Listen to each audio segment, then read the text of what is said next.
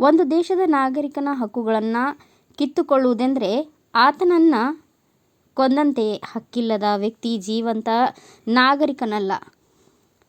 SIR ಹೆಸರಿನಲ್ಲಿ ಇಂದು ಮತ ಹಕ್ಕನ್ನು ಕಸಿದುಕೊಂಡು ಸರ್ಕಾರ ನಡೆಸುತ್ತಿರುವುದು ರಕ್ತಹೀನ ನರಮೇಧವಲ್ಲದೆ ಮತ್ತೇನಲ್ಲ ಎಂದು ಖ್ಯಾತ ಆರ್ಥಿಕ ಹಾಗೂ ರಾಜಕೀಯ ವಿಶ್ಲೇಷಕ ಪರಕಾರ ಪ್ರಭಾಕರ್ ಅಭಿಪ್ರಾಯಪಟ್ಟರು. ಬೆಂಗಳೂರಿನ ಗಾಂಧಿ ಭವನದಲ್ಲಿ ಸೋಮವಾರ ಎದ್ದೇಳು ಕರ್ನಾಟಕ ಆಯೋಜಿಸಿದ್ದ ಚುನಾವಣಾ ಆಯೋಗದ ದೇಶವ್ಯಾಪಿ ಮಾಡಲು ಹೊರಟಿರುವ SIR ಸೂಚನೆ ವಿರೋಧಿಸಿ ನಡೆಯುತ್ತಿರುವ ಮಂಥನ ಸಮಾವೇಶದಲ್ಲಿ ಅವರ ಬಗ್ಗೆ ಈ ಹಿಂದೆ ಇದ್ದದ್ದು ಒಂದು ದಿನ ಬರಬಹುದು ಎನ್ನುವ ಆತಂಕ ವ್ಯಕ್ತಪಡಿಸುತ್ತೇವೆ. ನಮ್ಮ ನಡುವೆಯೇ ಇದೆ. ಇಂದು ನಾವು ಯಾವ ರೀತಿ ಸವಾಲನ್ನು ಎದುರಿಸುತ್ತೇವೆ ಎಂದರೆ ಇಂದಿನ ತುರ್ತು ಅಗತ್ಯವಾಗಿದೆ.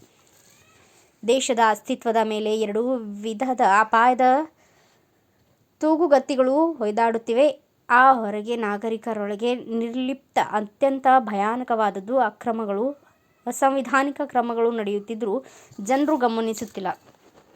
ಜನರ ಜಡತ್ವವೇ ಆಡಳಿತ ವರ್ಗಕ್ಕೆ ಸಿಕ್ಕಿರುವ ಅವಕಾಶ. ನಾವು ಯಾವುದನ್ನು ತಲೆಕೆಡಿಸಿಕೊಳ್ಳುವುದಿಲ್ಲ ಎಂದು ಅವರಿಗೆ ತಿಳಿದಿದೆ. ಹೀಗೆ ಅವರು ನಮ್ಮ ಕಣ್ಣೆದುರೇ ಬಾಕಾದು ಮಾಡುತ್ತಿದ್ದಾರೆ. ನಮಗೆ ಕಾಳಜಿ ಇಲ್ಲ ಎಂಬ ವಿಶ್ವಾಸದಿಂದಲೇ ಅವರು ಸುಮ್ಮನೆ ಕೈಚಳಕಗಳನ್ನು ಮುಂದುವರಿಸುತ್ತಿದ್ದಾರೆ ಎಂದು ತೀವ್ರವಾಗಿ ಟೀಕಿಸಿದರು.